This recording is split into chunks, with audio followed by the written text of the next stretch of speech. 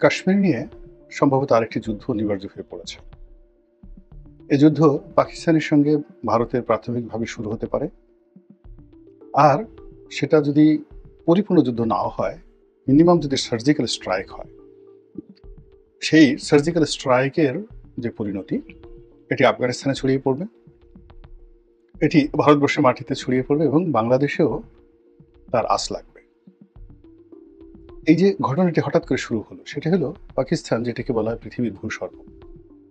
ইউরোপের যে সুইজারল্যান্ড সারা দুনিয়ার ভূস্বর্গ, তেমনি এশিয়ার ভূস্বর্গ হোক বা যাই বলেন না কেন, অপরূপ প্রাকৃতিক সৌন্দর্যের যে লীলাভূমি, সেই লীলাভূমি ভারত অধ্যুষিত যে জম্মু কাশ্মীর, সেই এলাকাকে কেন্দ্র করে এই ভারত রাষ্ট্র সৃষ্টি হওয়ার পর থেকে ভারতের কেন্দ্রীয় সরকার যে অপতৎপরতা চালাচ্ছে এবং সেখানকার যারা অধিবাসী, তাদের মনে ভারত সরকারের বিরুদ্ধে যে বিক্ষোভ এবং বিদ্রোহ, এবং সেই বিক্ষোভ বিদ্রোহকে পুঁজি করে সেই আজাদ কাশ্মীর বলে পরিচিত পাকিস্তান অধ্যুষিত কাশ্মীর যে রয়েছে, এর সঙ্গে জম্মু কাশ্মীর একত্র হওয়ার জন্য, অর্থাৎ পাকিস্তানের অধিকৃত বা পাকিস্তান যে অংশটি রয়েছে, যেটিকে আজাদ কাশ্মীর বলা হয়, অর্থাৎ মুক্ত কাশ্মীর, এবং জম্মু কাশ্মীর যে এলাকাটি রয়েছে, সেই এলাকার মুসলমানরা পাকিস্তানের সঙ্গে আসতে চাচ্ছে প্রথম দিন থেকে। এখন বিনিময়ে তাদেরকে স্বায়ত্তশাসন, আলাদা স্টেট থেকে শুরু করে আরো অনেক সুযোগ সুবিধা নেহরু দিয়েছেন, কিন্তু তারপরেও সেখানকার সমস্যা সমাধান হয়নি। বরং নরেন্দ্র মোদীর জমানাতে উগ্র হিন্দুত্ববাদীরা সেই পুরো পাকিস্তানে প্যালেস্টাইনের মতো ঘটনা ঘটানোর জন্য বা গাজার মতো সেখানে একেবারে পোড়ামাটি নীতি অনুসরণ করার জন্য তারা সরকারকে প্রতিটি মুহূর্তে প্রণোদনা দিচ্ছে। এরই ধারাবাহিকতায় কাশ্মীর সবসময় একটা উত্তপ্ত।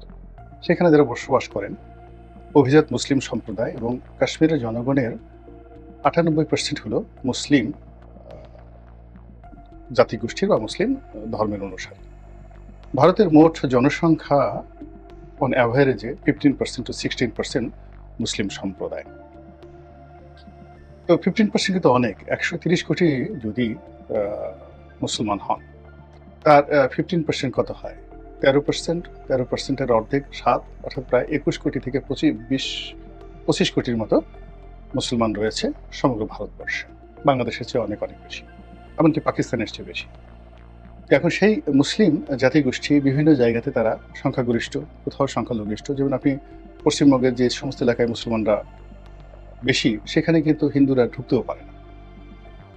আবার দিল্লির যে সমস্ত এলাকাতে মুসলমানরা বেশি, সেখানে কিন্তু দিদারসে গরু জবাই হচ্ছে।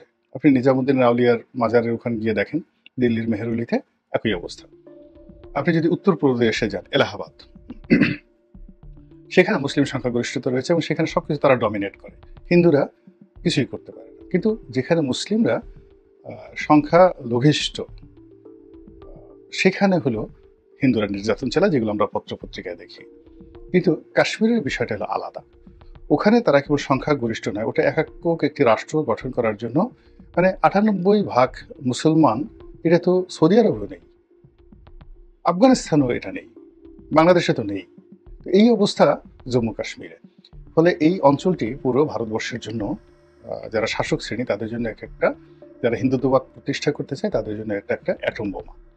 এই জন্য ছলে বলে কৌশলে এখানে সামরিক উপস্থিতি, এখানে দমন পীড়ন চালানো, এটা যেভাবে তারা চেষ্টা করে যাচ্ছে ভারত সরকার, তার সঙ্গে সঙ্গে আবার পশ্চিমাদের যে ইসলাম ফোবিয়া রয়েছে, সেই ইসলাম ফোবিয়ার কারণে তারা দিল্লির সরকারকে এই অপরাধ করার জন্য সবসময় মদত দেয়।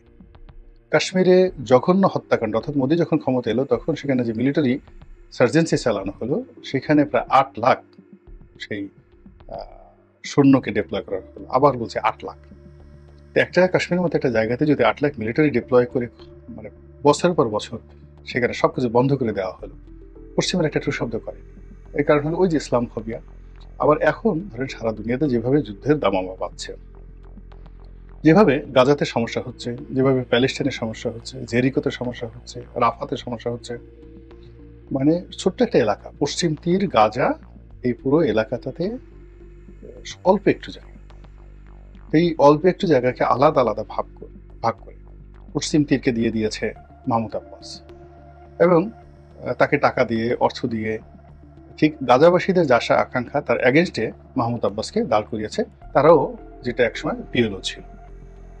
এরপরে গাজার মধ্যে আবার কয়েকটা ভাগ তারা করে ফেলেছে। এই গাজার মধ্যে তারা কয়েকটা ভাগ করে ফেলেছে। একটা গ্রুপ ইসরায়েলকে সমর্থন দিচ্ছে, একটা লিবারেল গ্রুপ তারা যাকে বলা হয় মিশর, জর্ডানের সাথে যোগাযোগ করছে, আর একটা গ্রুপ একেবারে কট্টরপন্থী হয়ে তারা হামাস নাম ধারণ করে ইরানের মদতপুষ্ট হয়ে হিজবুল্লাহর সাথে নিয়ে, হুতিদেরকে সাথে নিয়ে যুদ্ধ করছে। এবং এই যে হিজবুল্লাহ সমর্থিত যে এলাকা বা হুতি সমর্থিত যে সম্প্রদায় অথবা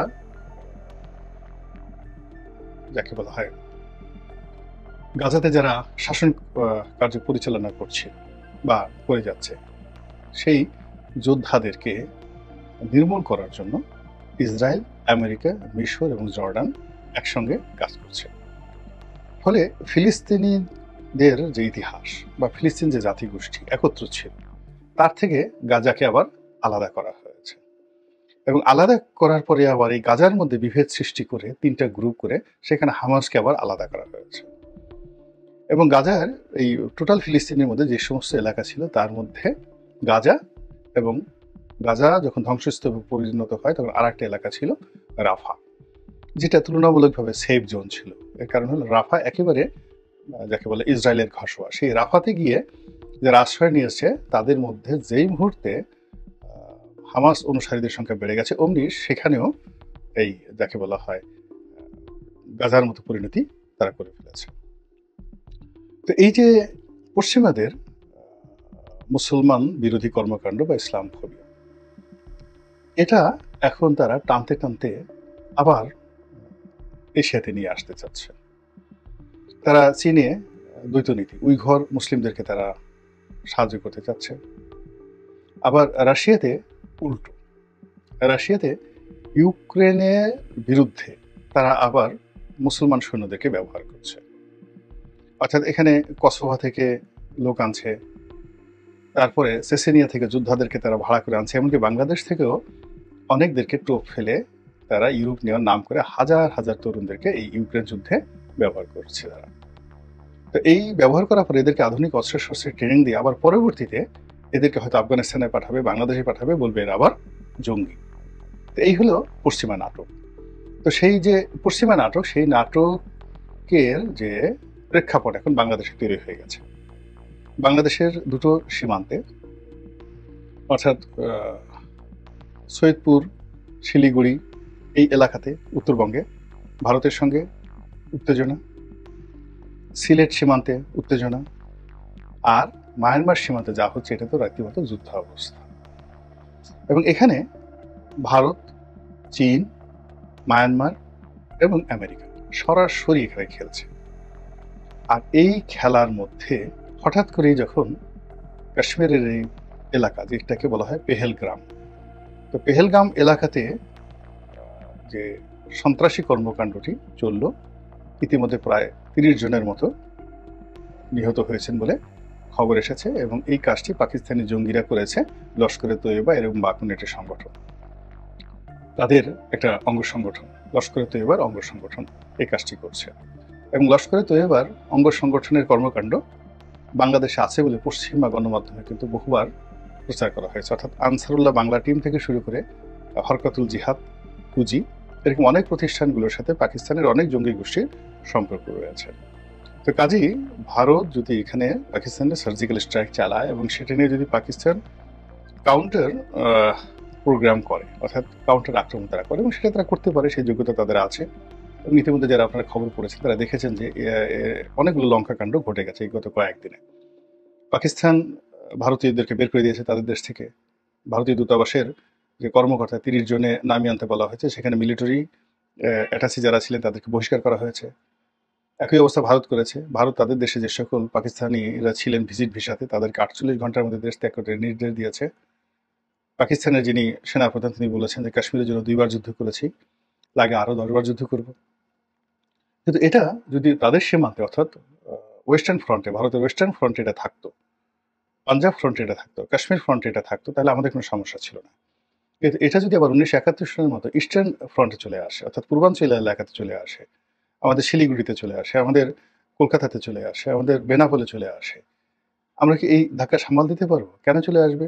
ইদানিং আপনারা দেখছেন যে পাকিস্তানের সঙ্গে বাংলাদেশে অনেক লেনদেন হচ্ছে, অনেক সম্পর্ক হচ্ছে, অনেক ব্যবসা বাণিজ্য হচ্ছে। এটা ভারতকে নানাভাবে উত্তেজিত করছে। একেবারে ভারত সরাসরি এই ওসিলাতে যদি বলা হয় যে পাকিস্তানের এই জিনিস বাংলাদেশে আছে, পাকিস্তানে বাংলাদেশে বসে তাদের সেভেন সিস্টারে এই কাজগুলো করতে চায়, এবং হয়তো দেখা গেলো ভারতই একটা ঘটনা ঘটিয়ে ফেলল, আসামে একটা ঘটনা ঘটলো, ত্রিপুরাতে, মিজোরামে একটা ঘটনা নিজেরা ঘটিয়ে ফেললো এবং বললো এটা বাংলাদেশ থেকে এসেছে। তাদের হাতে মিডিয়া আছে, আন্তর্জাতিক মিডিয়া আছে, আমরা কি করতে পারি বলেন? এবং সেটার প্রেক্ষাপটে যদি এই ফ্রন্টে, এবং 1971 সালে তারা কিন্তু সেম ঘটনা ঘটেছিল, অর্থাৎ বাংলাদেশে তারা যুদ্ধ শুরু করেছিল ডিসেম্বর মাসের 3 তারিখ 1971 সালে।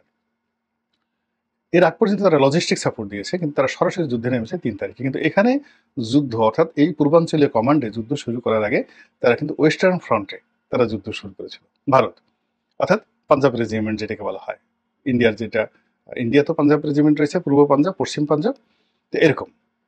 তো সেখানে তারা প্রথম যুদ্ধ শুরু করলো, তারপরে এসে দ্বিতীয় দফাতে এই পূর্বাঞ্চলীয় অঞ্চলে তারা যুদ্ধ শুরু করলো। এখন ঠিক সেম খেলাটা 1971 সালে যে খেলাটা ভারত খেলেছে, পাকিস্তানে যেখানে পরাজয় হয়েছে, ঠিক সেম খেলাটা আবার যদি ভারত শুরু করে, অর্থাৎ প্রথমে তাদের ওয়েস্টার্ন ফ্রন্টে তারা পাকিস্তানের সাথে যুদ্ধ করলো এবং ওইটার ওসিলা ধরে তারা ইস্টার্ন রিজনে তারা আবার আক্রমণ চালালো।